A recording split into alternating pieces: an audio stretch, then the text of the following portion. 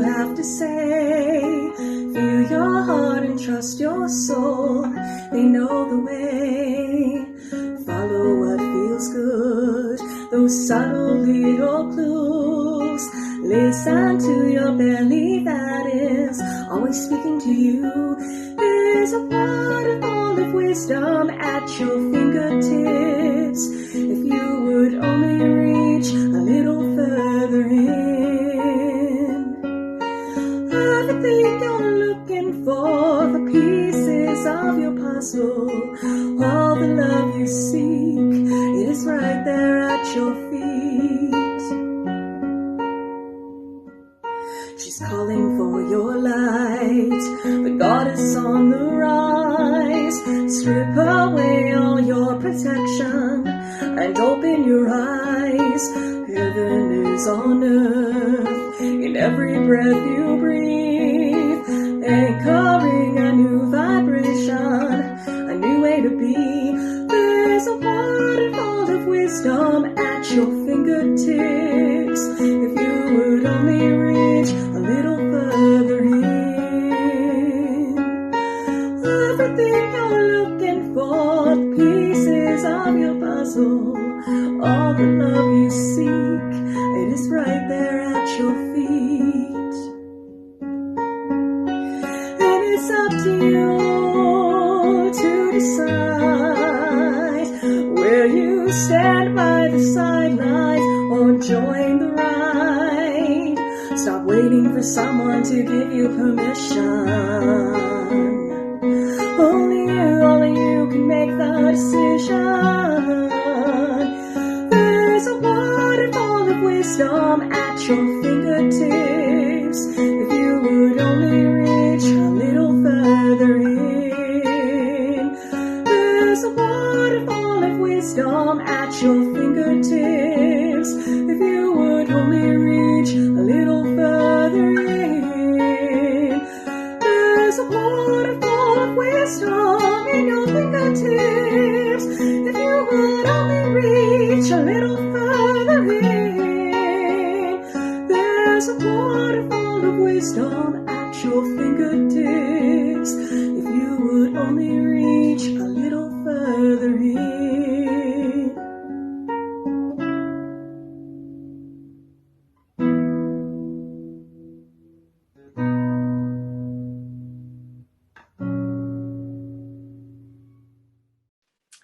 Good morning and welcome to the First Unitarian Church of Hamilton.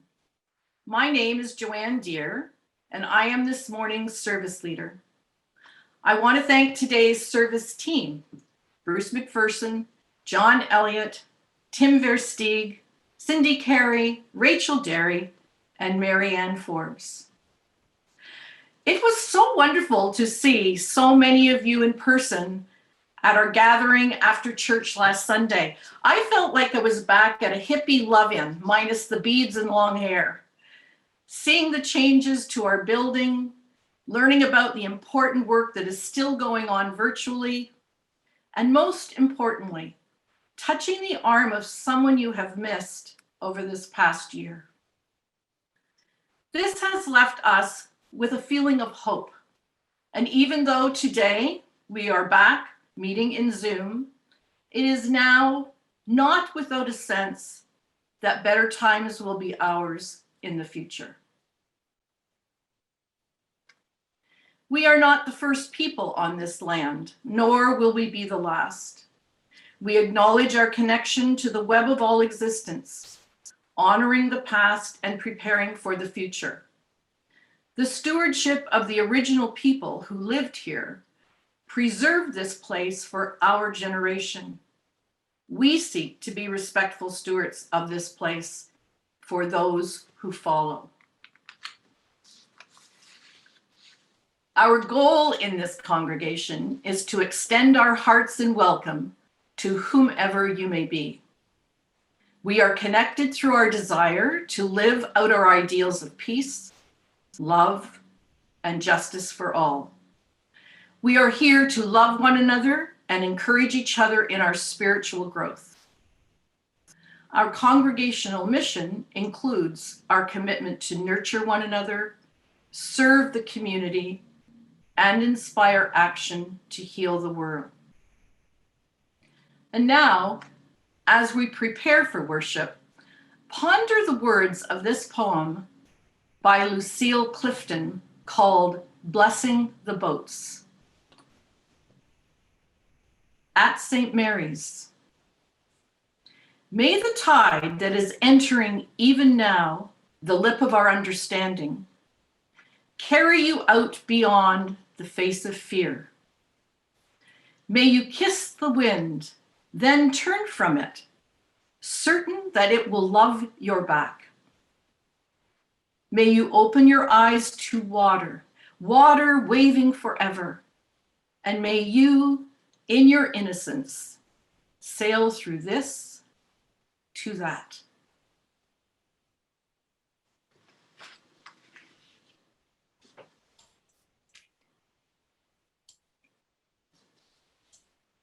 Good morning. My name is Jamie Boyce, and I have the great privilege of serving this congregation as the interim minister.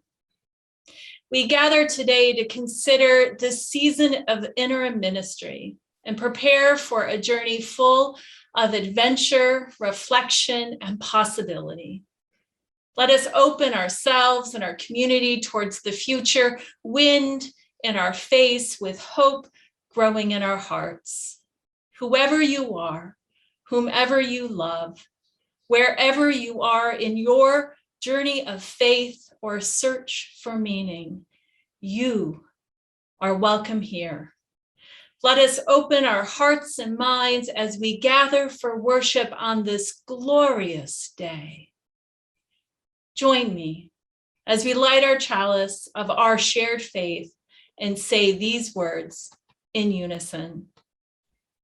May this flame be our light of friendship and love.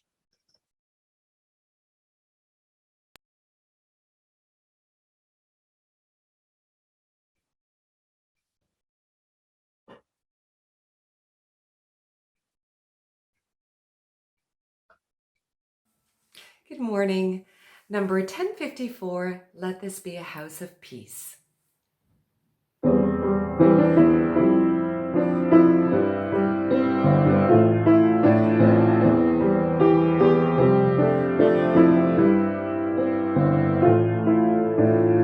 Let this be a house of peace,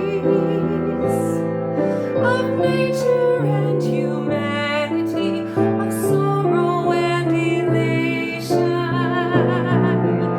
Let this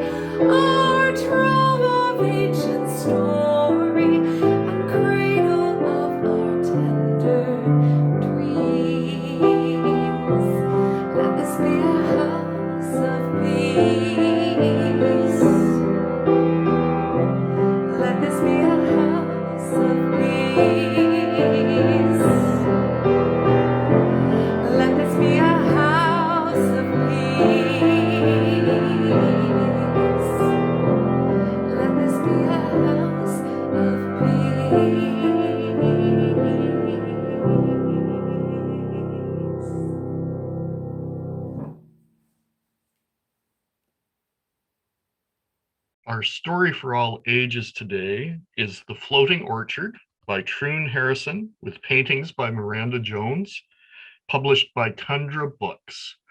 A story about transitions.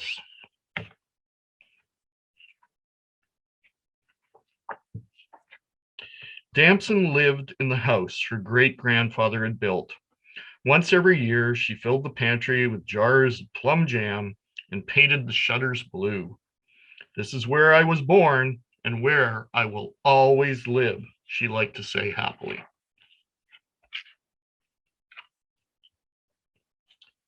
Around the house grew an orchard where a rooster and hens strutted and the sheep bleated.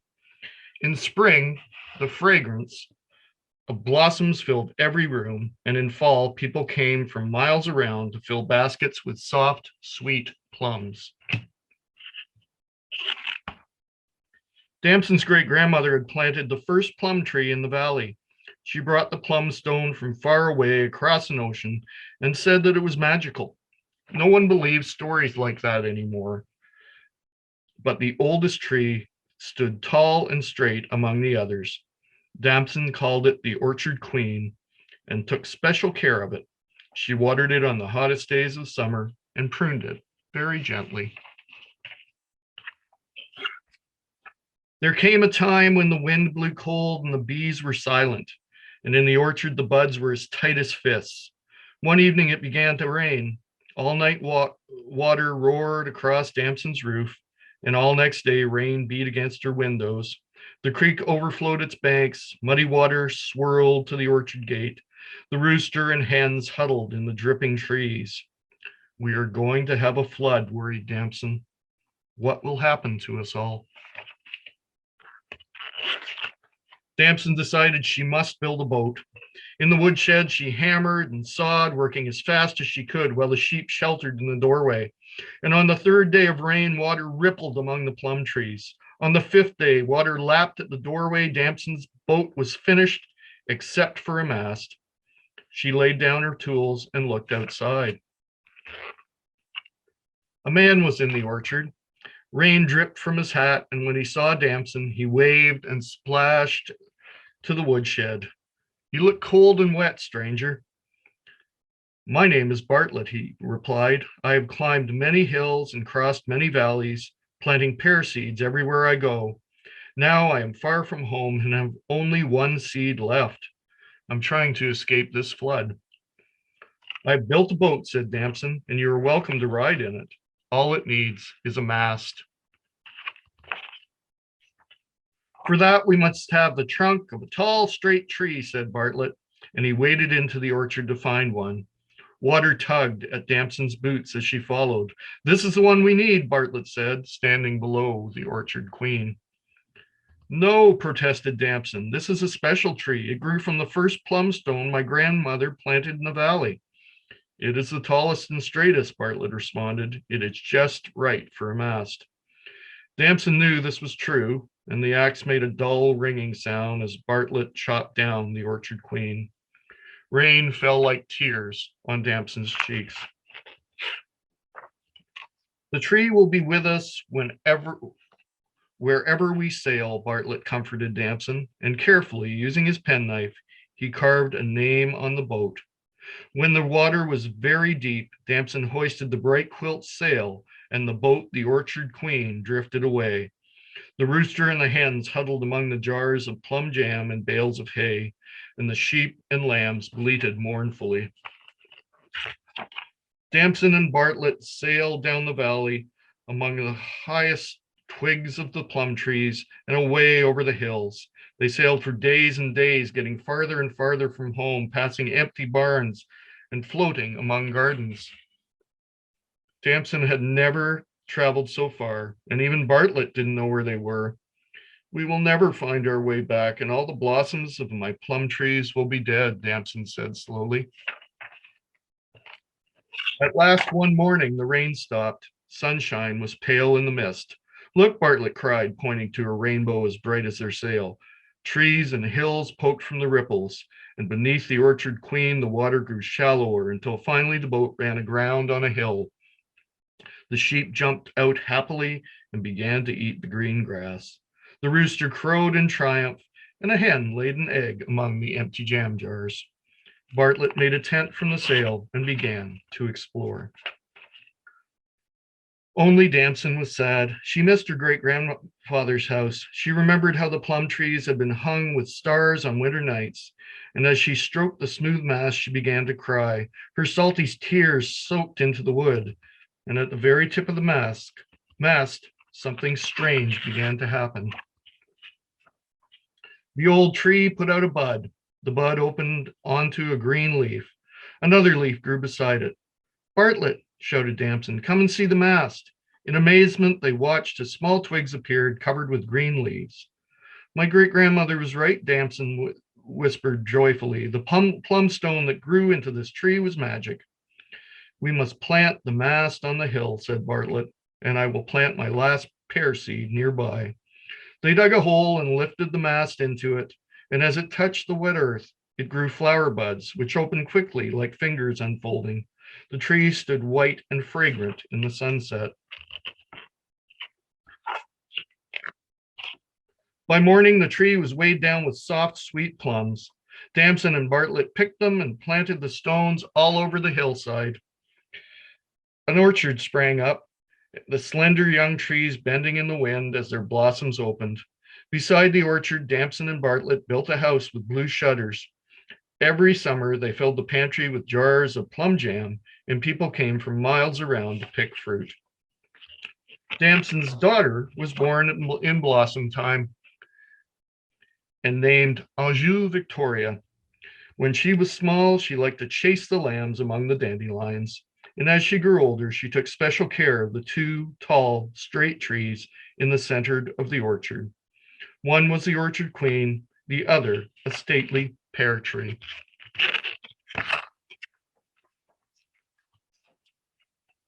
Sitting in their shade with her friends, Anjou Victoria liked to say happily, this is where I was born and where I was always live. She didn't know yet that life is full of surprises. And that is the end of our story. Life is full of surprises. Tim, thank you for the delight of that story, of the journey. Let us turn our hearts and minds to a time of reflection. Spirit of life, Spirit of love, let us rest in the peace of this moment.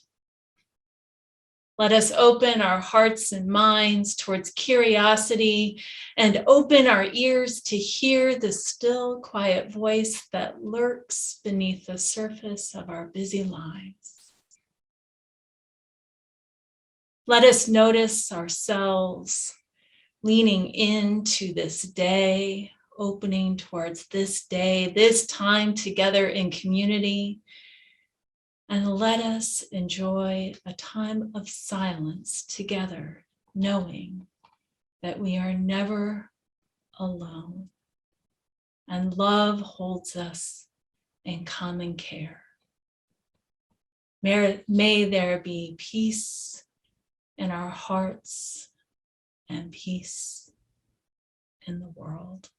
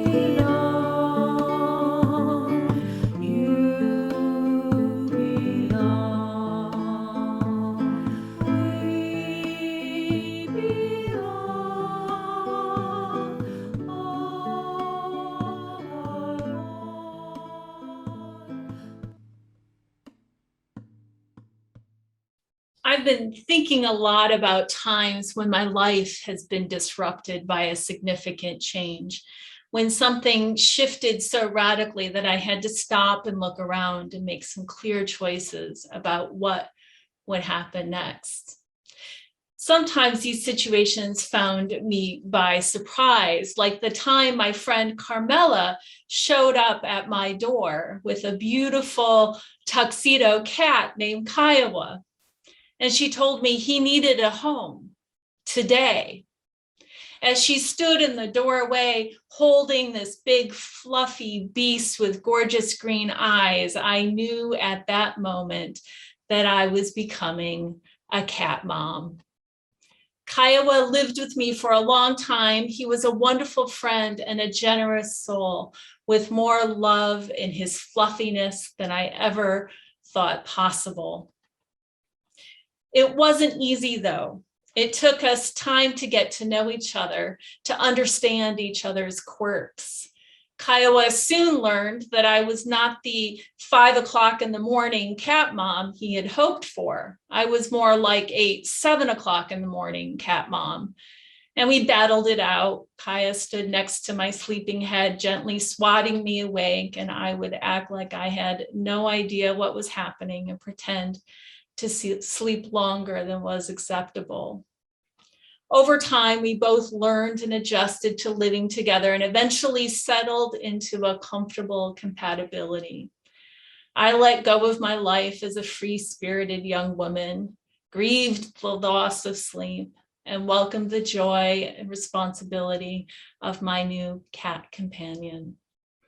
I learned over time to share my life with a living creature that had needs very different from my own. I listened, I got curious, and I learned a lot about unconditional love. And I also learned to wake up at 5 o'clock in the morning. What I didn't know then that I wish I knew now was that becoming a cat mom was a social and emotional process that took time. If I had approached my new role as a transition, I may have helped both Kiowa and I ease into our lives together more smoothly. This might sound silly, but bear with me. The difference between change and transition is important. Change is always happening. It's situational and we're adjusting and moving with change. An event like Kiowa appearing at my front door. Transition is a process, a social, emotional process that we can engage and shape with intentionality, understanding there is an arc of learning, an arc of possibility. Recognizing times of transition invites us to pay attention to the process and consider as we grieve the past and change inherently arrives with losses, we can nurture enthusiasm for the present and prepare for a new future. And we can be truly present to the transformation in our lives. Transitional ministry is exactly this invitation.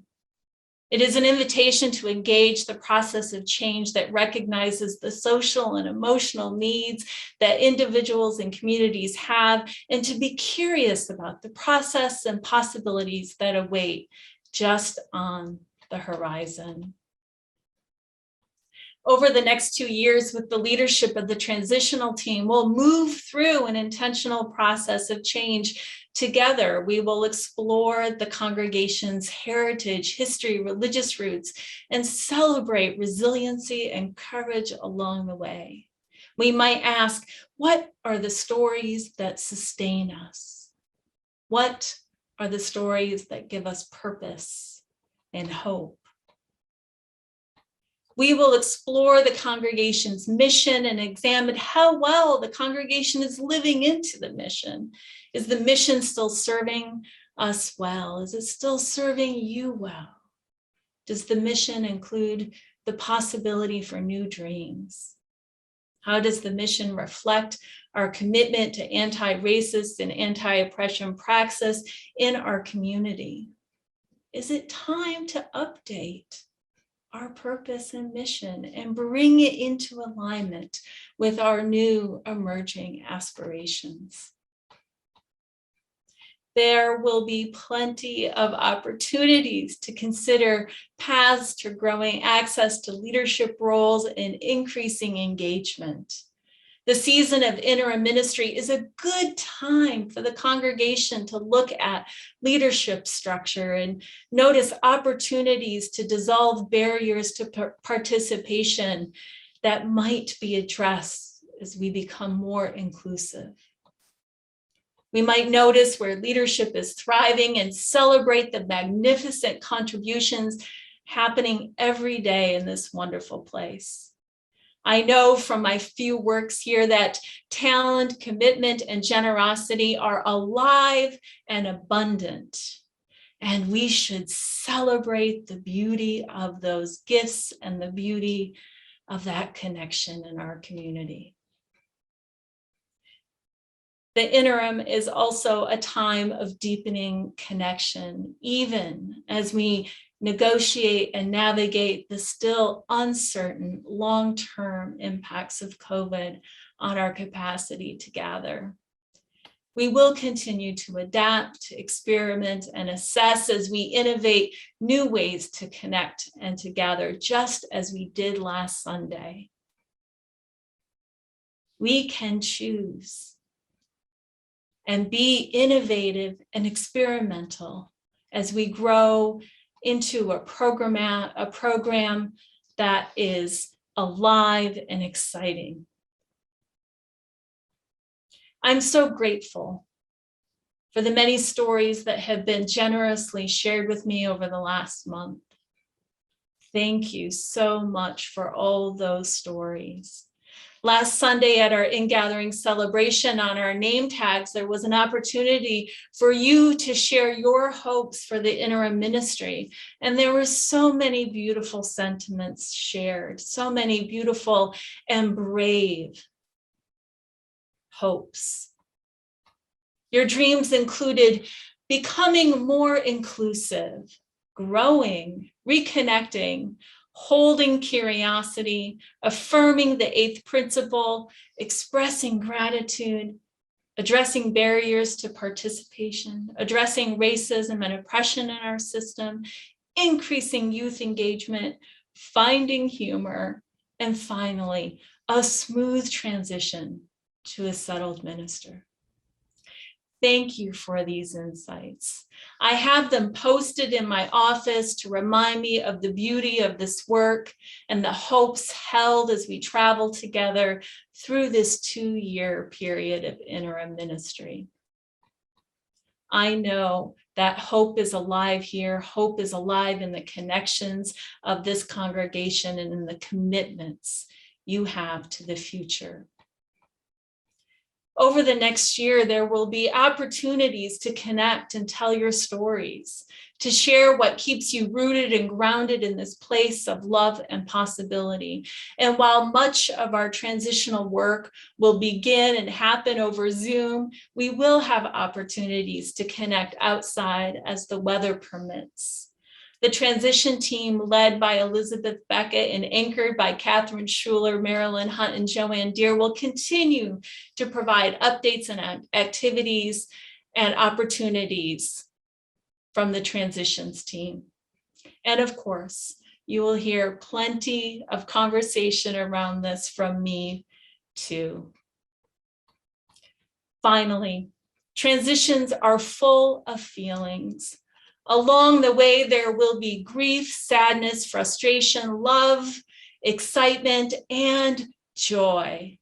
All the beautiful human feelings will flow through this process, and there will be opportunities to open into an expansive curiosity, to practice loving grace, acceptance, and courageous kindness, and to know, as our prelude reminded us this morning, that we have everything we need right at our fingertips if we go a little deeper. The journey ahead is exciting. I leave you this morning with this short story from Agnes McLean called The Wind in Both Ears. He writes, "My father sent me up from the root cellar to see about the wind. He was rechecking the winter's potatoes to remove all signs of rot and was planning on setting out nets for some fresh cod later on. Was there a steady breeze, he wanted to know. Yes, there was. Now face it, he said, so that the wind sings in both your ears. Then tell me where your nose points to." Transition is a time to listen with the wind singing in both ears, and we might wonder what is coming down the wind to meet us. Let's keep the wind singing in both ears. And let us pray for the courage to interpret and act upon what it brings to us. Let us face the future, blessed on our journey, full of courage and hope. May it be so. Number 318, We Would Be One.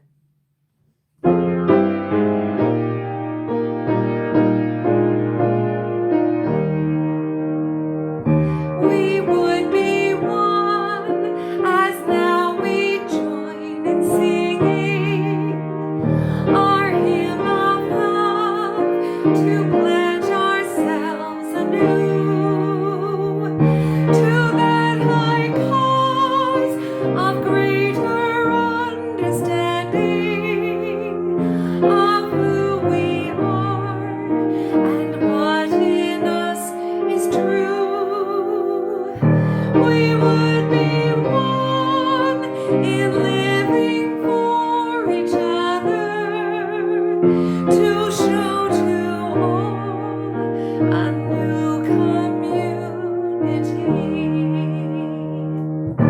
We would be one in building for tomorrow, a nobler world than we have known today.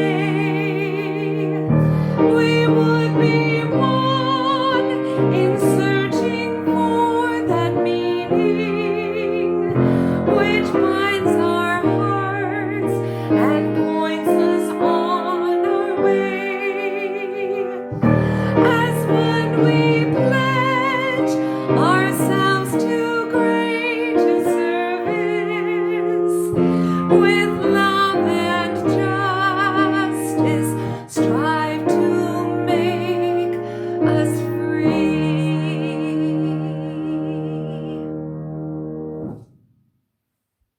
May the journey ahead be blessed. May the wind singing in our ears remind us of the future that has yet to arrive. May our days be filled with love. We extinguish this chalice, but not the fire of love in our hearts, until we meet again.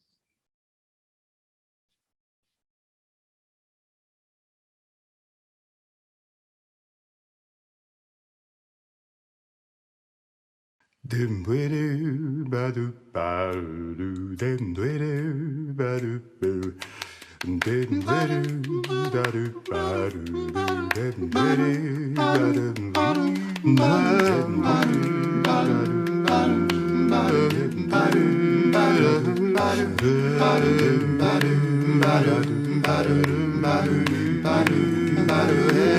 We are building a new way. We are building a new way. We are building a new way, feeling stronger every day. We are building a new way. We are working to be free. We are working to be free. We are working to be free. Hate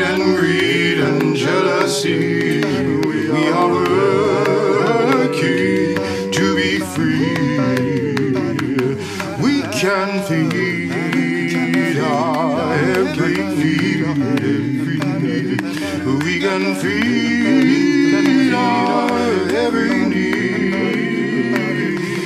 We can feed our every need. Start with love, that is the seed. We can feed our every need. Peace and freedom is our cry. Peace and freedom is our cry. Peace and freedom is our cry. Without these the world will die. Peace and freedom is our cry.